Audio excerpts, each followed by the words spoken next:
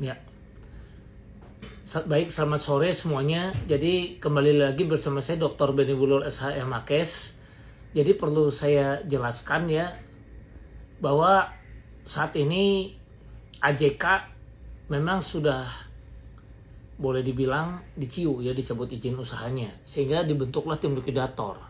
Nah, tim likuidator ini tentu kita telah dari nasabah ya, sebagian nasabah yang diwakili oleh saya selaku kuasa hukumnya. Tentunya ya, saya nggak bisa bilang semua, tapi tentunya sebagian nasabah yang diwakili oleh saya tentu mencoba untuk mengusulkan tim likuidator yang bernama Huakanala Budi. Yang mana Huakanala Budi kemarin sempat tidak disetujui oleh OJK. Kemudian kita lihat ternyata ada persyaratan dan prosedur yang belum lengkap, kemudian kita lengkapi. Ya, kita dorong terus AJK supaya bisa memenuhi sesuai undang-undang.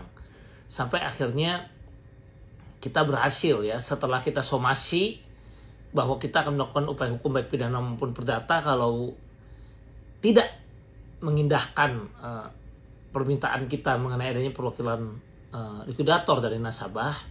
Pada akhirnya ternyata dari AJK menyatakan masih ingin bekerja sama dan mau mengakomodir likuidator dari kita, dan saat ini akhirnya OJK juga telah menyetujui calon likuidator. Jadi ada 2 likuidator yang diajukan oleh AJK, yang diterima cuma 1. Kita mengajukan 1 dan menjadi ketua tim likuidator ya, yang bernama Huakanala Budi.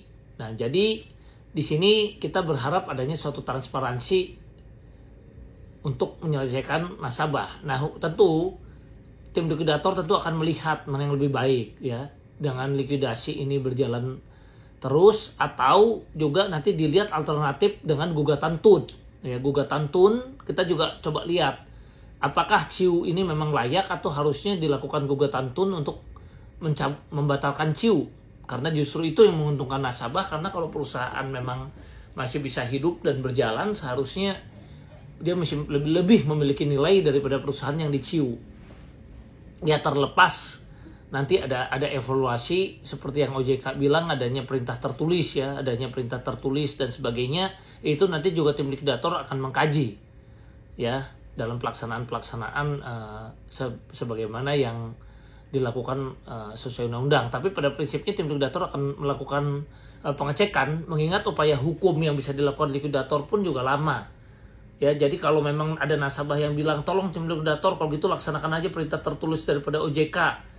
Ya, ternyata kalau perintah tertulis itu ternyata dilihat berbau dugaan diskriminasi dan juga ada hal-hal tertentu yang juga malah menghabiskan dana yang merugikan dari Pempol, tentu tim likuidator pun akan mengkaji lagi. Kenapa? Karena saya udah jelaskan. Jadi yang namanya untuk melakukan upaya hukum misalnya pidana. Nah, pidana itu kan harus dari taruhlah dari OJK melakukan pemeriksaan, itu perlu prosedur juga, penetap dari lidik naik ke sidik, naik ke tersangka, ke jaksa, ke PN, PT, MAPK.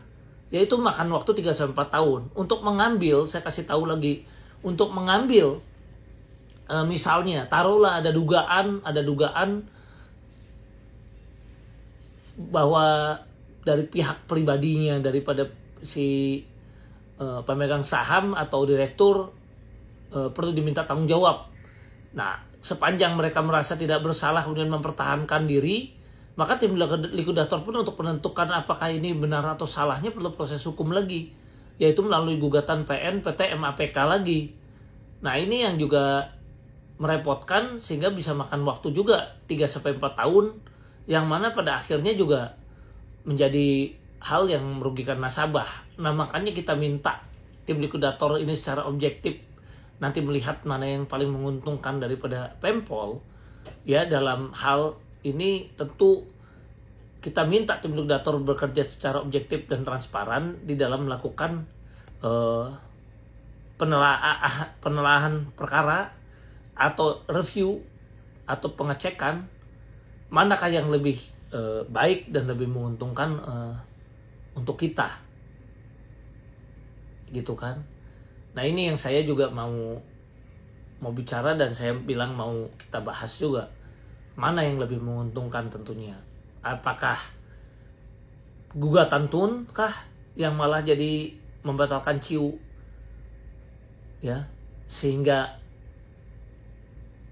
nilai perusahaan kembali memiliki nilai dan bisa menyelesaikan nasabah dengan lebih baik ya, atau proses likuidasi. Nah, ini menjadi kajian yang nanti akan dirundingkan antara kita tim kuasa hukum dengan likuidator yang kita tunjuk menjadi perwakilan nasabah yang bekerja independen untuk kepentingan kita semua. Karena yang tadi kita juga sampaikan dan yang pasti saya udah titip kepada tim likuidator, karena tidak dilaksanakan dengan akta notaris mengenai SOL, tentunya ini menjadi tidak sesuai dengan hukum. Tentu yang SOL kedudukannya juga masih sama dengan yang lain, yaitu kreditur preferen. Karena tim likuidator ketua timnya dari kita, ya saya mesti optimis ya kita semua mesti kreditur preferen ya. Karena saya tidak mau juga yang tidak SOL itu kedudukan lebih tinggi daripada yang SOL. Waktu itu SOL kita lakukan untuk menyelamatkan perusahaan supaya tidak CIU.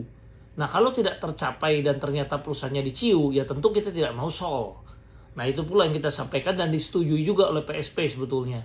Kita sepakat kalau memang ini tidak selesai dengan berdamai dan tidak jadi dan izinnya tidak dicabut baru SOL, ya kan? Tapi kalau izin dicabut, sepakat juga PSP kita masih kreditur preferen dan dianggap tidak pernah SOL. Ya. Jadi masih kreditur preferen. Nah, ini yang saya mau sampaikan. Jadi jelas tim likuidator yang kita tunjuk pun yang kemudian kita minta untuk disepakati oleh AJK dan akhirnya berhasil ya. Jadi tim likuidator yang kita tunjuk ini tentu keilmuannya juga lebih mumpuni dan tentu lebih baik ya, menurut saya lebih baik karena mewakili kepentingan nasabah ya, dibandingkan dengan tentunya Wana Arta yang diduga kuat tim likuidator tidak bersertifikat dan ditunjuk PSP tidak ada keterlibatan nasabah. Demikian dari saya, salam sehat. Apabila ada kesalahan dari kata-kata saya mohon maaf ya sebesar-besarnya. Dan untuk surat kuasa kepada kantor kita ataupun nasabah mau daftar sendiri atau apapun juga itu tidak ada pemaksaan. Jadi jangan ada kesalahpahaman. Saya bukan artinya mau istilahnya melakukan hal-hal tertentu, tapi kalau ada yang memang membutuhkan bantuan ya tentu kami bersedia kan begitu untuk melakukan pendaftaran. Tentu nantinya ada suatu format kuasa khusus ya berbeda. Jadi ada yang sekarang beredar dibagikan itu kuasa untuk gugatan tun kan kemarin itu. Nah, nanti tentu ada surat kuasa lagi untuk pendaftaran kepada tim likuidator. Yang mana tentu nanti format surat kuasanya pun berbeda untuk mendaftar ke likuidator dengan yang sekarang beredar. Jadi belum kami keluarkan untuk surat kuasa mendaftarkan ke likuidator ya. Jadi itu nanti akan kami sampaikan lah melalui WA grup dan sebagainya bila ada yang membutuhkan bantuan dengan kantor hukum kita untuk melakukan pendaftaran, atau mau sendiri atau mau apa silakan, karena kami yang pasti tidak mau melakukan suatu pemaksaan dan sebagainya, dan tim likuidator nanti secara resmi pun akan segera mengumumkan tentunya di surat kabar dan sebagainya untuk kapan dimulainya pendaftaran dan sebagainya. Dan kita masih menunggu tentang kapan mulai efektif bekerjanya tim likuidator. Kita juga menunggu secara resmi dari tim likuidator yang baru disetujui oleh OJK ini. Demikian dan terima kasih.